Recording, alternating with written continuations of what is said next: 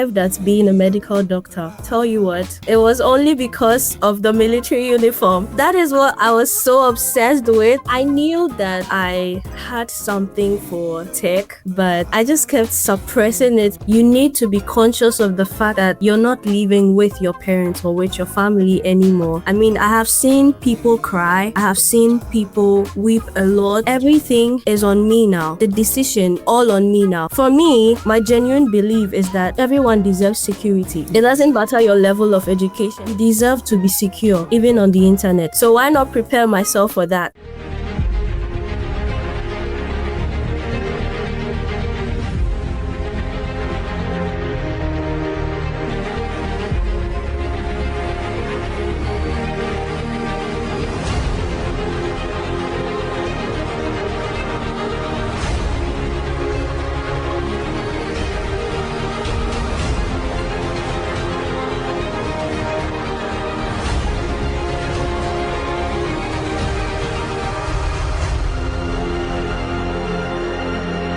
Hello, everyone. Welcome to the Career Education Learning Center podcast. I'm your host, Mitchell Rivers.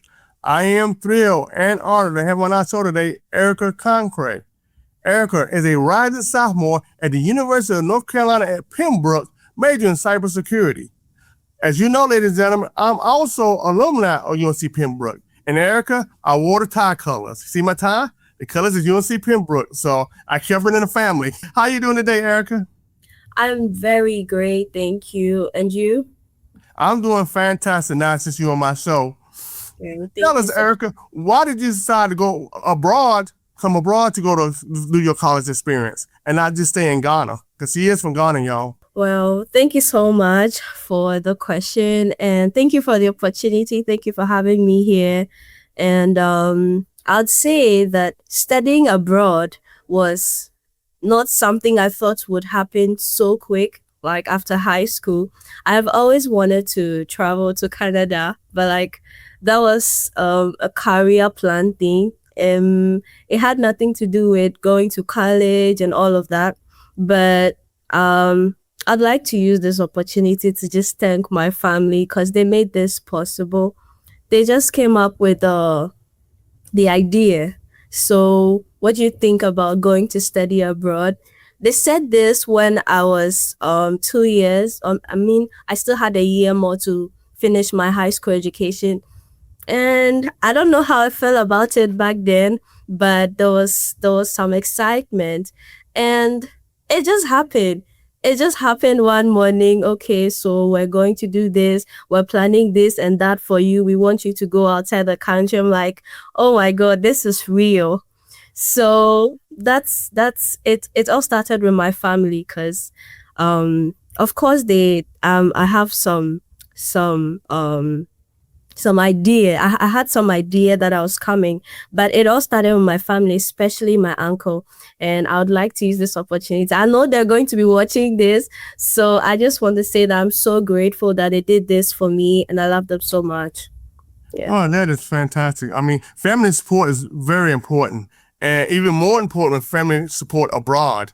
And that's unusual that usually your family pushes their children abroad, most of the time, especially the mother, I want my child going overseas, barely go to another state, no less overseas. And we've had prior guests on our show that also came abroad. And I think the experience you're going to get here is very good. I mean, it's always good to meet new cultures, new people, just a way of life. And that way, you know how America operates to a degree. Say, hey, I've been to America. I know how things are in America. And that is great right there. So why did you choose UNC Pembroke rather than any other university? So UNC Pembroke, first of all, is a very small community. And I believe that in a small community, it's easier to get noticed. In a small community, it's very easy to navigate around people. Unlike the big universities where you need to do a lot to be seen because there's so many students that if you're a student who stands out, there's so many other students like you in one setting and you need to do a lot to, stand out among the many who stand out. And for UNCP, it's a community where you get to know everybody. it was the closest we could think about because my uncle's friend had a sister who also attended UNC, and yeah, so we reached out, and then she's like, yeah, if it's a small place and it's way more affordable, that I can tell you Yeah. for Yeah. so yeah, we just decided, yeah, if she went there, and she gave us very good recommendations, and I must say, since I got here, she has not been wrong with any of her recommendations. Everything here is so cool. The From the professors to the students. Of course, you're going to have some kind of students in every school. Every school Yes. Yes, you are. but I mean, the staff, everyone, they're so good. My professors, oh my God. They talk to you like you're the only one in the class at a time. And I love it. And so yeah, that's what we considered affordability, and then the space. Yeah. Well, that's great. I mean, affordability is big time these days. You know, college is getting more expensive each and every year. They seem the tuition and the fees go higher and higher. And so, if you can find a university that is affordable, that offers great program and a program you want to go into, especially cybersecurity, then that's great. Why did you choose cybersecurity as your major? Okay. So this is a question that I was really expectant. And I had to look at myself in the mirror and ask myself that question and answer it just like in an interview. So, growing up, I wanted to be so many things. I wanted to be a doctor, I wanted to be a pilot, I wanted to be a fashion designer at some point. And I must say that growing up, I got so influenced by everything around me. And so, first, it was being a pilot. It was the people around me. It was the TV shows I kept watching with my grandpa. And I just said, oh, I want to be a pilot. And it always has been that kind of influence mentality. But I arrived at being a medical doctor. Tell you what, it was only because of the military uniform. That is what I was so obsessed with. And I knew that I had something for tech, but I just kept suppressing it because I was just too obsessed with being a doctor. And at a point, there was a day that my uncle, I like to say my big brother because that's how we relate. And my big brother I was lazing around, and then he said, you have a laptop. What are you doing around lazing? You're not making use of the laptop. And so after that scene, I sat down and I thought to myself, oh my God.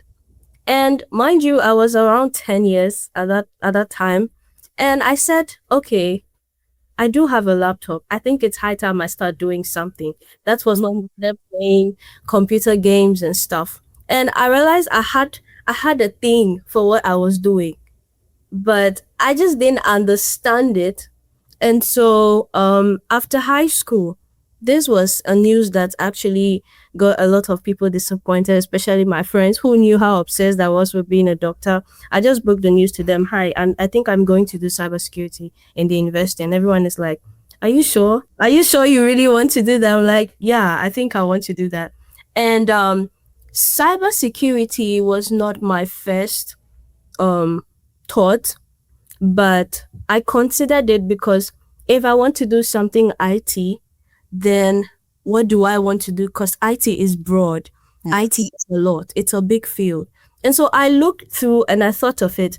For me, my genuine belief is that everyone deserves security.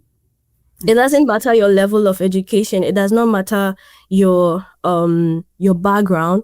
You deserve to be secure, even on the internet. And so this was where the whole idea came from. If we are emerging in technology, then we're going to need more security. So why not prepare myself for that? Yes. That was where everything started from. Why not prepare myself for that? And it's IT and AI. So right now I'm on the journey to finding the various links between these two because obviously they work together. And so that's why I'm in college right now. I came into college as someone with strong interest in digital security. And But now I'm considering the bridge between cybersecurity and AI learning, since both work hand in hand. And I'm open to that. I'm still trying to, inquire more, discover more, explore more opportunities, and yeah, Yeah, that's and Erica, you can always change your major, especially at the first 2 years. First 2 years are basically you just getting the background or just what they call just the basic courses out of the way, and you really don't start getting your major to your junior or senior year. And so you always work on a change. A lot of people change before, and and so you can start at like you said cybersecurity and then branch out into another IT field or another type of computer field. So you're just not locked into cybersecurity, but you're always welcome to change. And everybody, maybe be a cybersecurity doctor. I don't know. Maybe put those two together, or we can do IT a doctor, or maybe you can do a doctor, be a surgeon. They can do it in another country. You can do robotics there, right? Robotic surgery. How about that? that's a good one. Thank you. So when you're coming from abroad and you just complete your freshman year, what challenges did you have when you came over to Pembroke? Was it socially or was it academically? What was the toughest adjustment that you had coming over from Ghana? Um, Thank you. I think it's more social. It was more social because academically, I was actually prepared for the semester. I was ready to do work. I was ready to go to class. I was ready to learn new things, and I actually started some reading before I got to the States, so I came fully prepared. But socially, let's start with the accent. Oh my goodness. I met people for the first time, and they speak so fast, and I'm just listening, and I just have to wait for them to finish, and I'm like, "Can you please say that again?"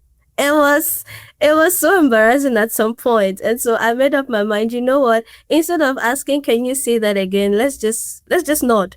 Let's just say, "Sometimes I don't hear anything, but I just say okay." So this person will not feel like she's not listening to me. Or sometimes I'm just like, you know what?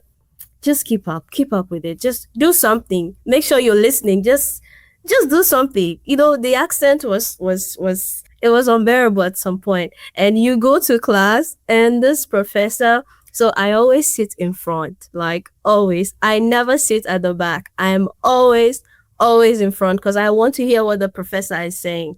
And another thing was the food. Oh my god. Yes, that's a big The one. That is a big food. one. I don't know. I cannot say how many times I've been to the CAF for 2 semesters. I must tell you for a fact, I would rather eat rice every day in my room because it was hard. It was hard to like adjust to the food change. I Hmm. mean, burgers. I still don't like burgers though. How you don't like burgers? That's what No, I'm saying, man. How no. you not like burgers? You know what? We gonna get you like burgers, but go on. What other foods did you not adjust to? Hot dogs, burgers. I eat What about hot. macaroni and cheese?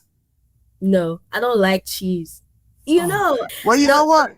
the You are only not the food. first person come abroad and say the food was adjusted to adjust it. I think I had one guest, and she was from India, and she's a vegetarian. And so she really had to find her way. She said, Leggedy, she fixed most of her food herself. She had a problem to fix some of the food herself, or she would get the vegetables that they had there. The Mm, meats and some of the other pasta dishes that we have, maybe pizzas. What about pizza? Did you like pizza, Erica? no. No. I, And the pizza, she may get the veggie pizza, I but just what her eating, well, I, that was one of the big adjustments she didn't realize that she was gonna have to make when she came to America was eating the food. 'Cause culture includes food, it includes the language, it includes the way things are in the environment. And you at UNC Pembroke, we also have the Lumbee Indians there. And so our yeah, Lumbee Native Americans there just got recognized. Like everybody know that. I'm so happy for them. And so here you get three types of cultures here. You get the yeah, white culture, you get the black culture, and you get the Native American culture. And that's something that I cherish when I went to Pembroke to learn more about the Native American culture, especially the Lumbee Indians. And so I was so appreciative going to my school, learning different cultures and everything else. How little. you adjusting to learn about different cultures and different people? Um, that is going so well because Hmm. talking to people, and there were some two people that I encountered when I first got here, and I felt like, oh my god, am I going to survive this place? They seemed so mean and so rude. And I was like, God, you need to help me because I don't know if I'm going to get through this. If everyone is like this, I don't know what I'm going to do. But then I started my classes and I realized that my professors were the most relaxed and most interesting adults that I met on campus because they're cool. Everyone else, there's this culture here that everyone it's either I nod or I smile. Initially, I Yes. thought they were being paid for it because everyone was doing it, and I'm like, oh, this is a really nice culture, and it's easy to relate with people because every time I talk, the next question is, what country do you come from? Because you sound different. That is how I've made most of the American friends that I have. It is your accent, where do you come from, or the clothes that I wear. I love to wear African print a lot. I love to do that a lot, especially on Fridays. And so every time I go out, they're like, "Oh, hi. What country do you come from?" Then once I start speaking, "Are you Ghanaian?" Yeah, yeah. So it's much easy. It gets easier day by day. Yeah, that's how. Yeah, and just think, it gives you an opportunity to present and tell them about your country as well. So as they're educating you, you're educating them on Ghana. So it gives you an opportunity to be a representative or ambassador for Ghana right in that area. Because a lot of young people haven't had a chance to travel abroad, and so Yeah. just think of it as an opportunity. Great. When someone asks me where I'm from, great. Another person I can tell about my great country of Ghana. Yeah. So you look I at it think that way. You think, hey, this opportunity for me to tell my great friend Ghana. If I get to tell everybody I come encounter about Ghana, that would be great because I live in a great country. I love my family. I love the people. I love the culture. And I want everyone to experience the great country of Ghana. And if I can be an ambassador for Ghana, that's what I'm going to be. How about yeah. that? Yeah, that's great. I think during my Hawks camp experience, we had a sit and paint session, and I came up with a masterpiece, I'll call it, because I never knew I had a thing for painting. That was my first time painting, and it was amazing. I was able to represent the entire history of Ghana on a board with Wow. just brush and a paint, and I went around telling everyone, "Hi, this is the history of Ghana, this and that," and I kept explaining everything on that board, and it felt so fun.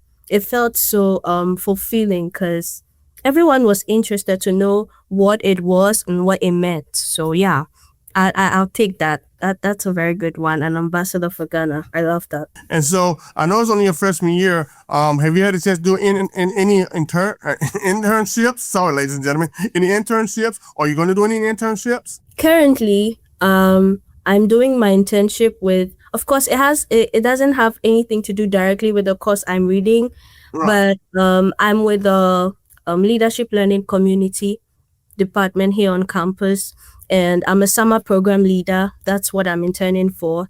But pertaining to my course of study, I haven't had any specific internships yet, but I have the intention to start one. I have the intention to start. I have a whole plan.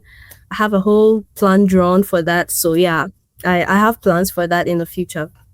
Well, also, I know most students, especially the freshman year, you're just trying to get adjusted to college, especially if you come from abroad. Do you plan, are there any organizations or that you plan to join or get more involved in school your sophomore year since you kind of know your way around now? I've always Cisco, Microsoft, you know. I've seen um some certifications like the Compt AI, Compt, yeah, Uh-huh. yeah, Yes. something like Yes. that. I have seen things like that online, and Mhm. I would like to start with the background certifications. Yes. Used to get into places like that, you need to have specific qualifications. You need to Right. have specific certifications. So the plan is to start from scratch, do the necessary online, take the necessary online classes that I need to take, and have those certifications, and then we can move from there. So that's the plan. Yeah. Mhm. So, how do you feel finishing your first year? She's your first year. Um, how would you describe your first year at UNC Pembroke for yourself? And if we, I did do that, how do you think that's going to help you your second year? So your first year, you may be nervous. You come from another country, got to learn the slang, the language, the outfits, the clothing, everything's different. So what about your second year? Do you plan to do more second year as far as getting involved socially? Huh. One word for my experience in my first year is graceful. It was so graceful, from my professors to my course mates to everybody, even to the janitors and every they all contributed to it, because I had professors who reached out to me. Even as we're on break now, I had professors who reached out to me and they're like, "Oh, Erica, you're one of the best students in UNCP. You do great. I was just checking up on you to know how you're doing, da da da." And I'm like, "Wow, this is actually a good start, because to have your professor, have that outside of class communication, checking Yes. on you, it's graceful. I don't know how to describe it, but No, that's a great description. Yes, it's grateful. Yes. it's so graceful, and I'm so grateful to all of them for making the experience much easier. I mean, you can go to your professor at any time. That's one thing I will always put out there whenever I talk about UNCP. The professors are top notch. Like, Mhm. they are amazing, and the course mates, everybody contributed to it. And one thing I'm taking from my freshman year into my sophomore year is the plan to build healthy and lasting relationships with my professors and with my course mates. That was I had a whole list of what I wanted to achieve at the end of the first year, and that was actually number one. Oh, And what? Oh, okay. yeah, because um back home, it's not that common. If you're Uh-huh. someone who sits at the back, you wouldn't really like have much to contribute. You are assumed to be the noisemakers. You sit at the back, it's like you cannot hear the professor. Everyone is just, so you can go to a professor and be like, "Hi sir, I'm in your class. I did this and I did that." And he doesn't remember you because Mm. there's so many students in the class. But over here, you have up to between 20 and 30 students in one place, and it's so spacious. And this professor memorizes your names, like, and that is where the whole relationship building started from. And so I'm hoping to take that into my sophomore year. And of course, by the time I finish with college, I have all my professors calling me and congratulating me. That would be the nicest part of finishing everything. And yeah, that's one thing that I'm not going to leave out. And also, I think I'm going to be more conscious about my time management skills, because of Yes. course I'm going higher. I'm definitely not going to be doing freshman courses. I'm going to be doing courses that are higher than the ones that I did in my first year. So Uh-huh. being time conscious is also very much important, in as much as I have some pre-knowledge to what we're going to be doing in small year. It's also very important that I adjust my alarms, of course, because as you go higher, the responsibilities grow as well. So yeah, those are the two things that I'm hoping to apply in my sophomore year from my freshman year.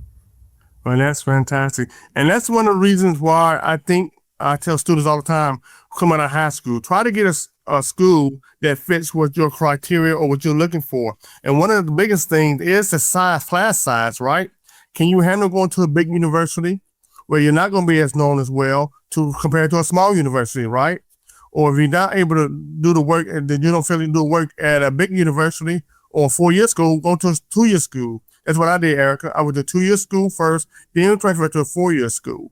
And that's why I told you UNC Pembroke was the class size and small it was because I couldn't handle a big school. And like I said, even back when I went to school, which is way, way back there, is that the professor was very nice, very top notch professors, as you said. I learned a lot of UNC Pembroke, and I'm just so grateful that I graduated from UNC Pembroke. So, Erica, before we leave, what are some advice or suggestions you have for other students that may come abroad out of high school? Any suggestions or advice that you have for those students who may participate also to come from abroad, to come to America to study? Yes, I do. Thank you. And I'll start by saying that you need to be conscious of the fact that you're not living with your parents or with your family anymore. I mean, I have seen people cry. I have seen people um weep a lot because they just didn't believe that they were away from their families, and I had to comfort some of them because I wasn't crying. I had already made up my mind that okay, I'm coming here all by myself. I'm here. I don't have my mom, I don't have my uncle, I don't have my grandparents. Everything is on me now. The decision is all on me now. And when you come to college, you don't have to, from the start, you don't need to have everything figured out. Like the way I spoke earlier about having a whole plan, some people don't have that. And you don't necessarily need that to start. But once you get in here, it's all in your mind, it's all in your head. It's about your mindset. It's about your mindset. It takes a little while to graduate from that high school mentality into the college mentality because they are two different things, but they can't be blended. You can learn from your high school experience. You can use something from that experience to build up yourself in college. And also, coming here, you should understand that everything that you do revolves around your decisions. Everything that you think of doing should have an impact. Think about home. I mean, if you're an international student and you're coming here and all you think about is yourself and nothing else, you're going to make decisions that you might think benefit you, but in turn hurt everyone around you.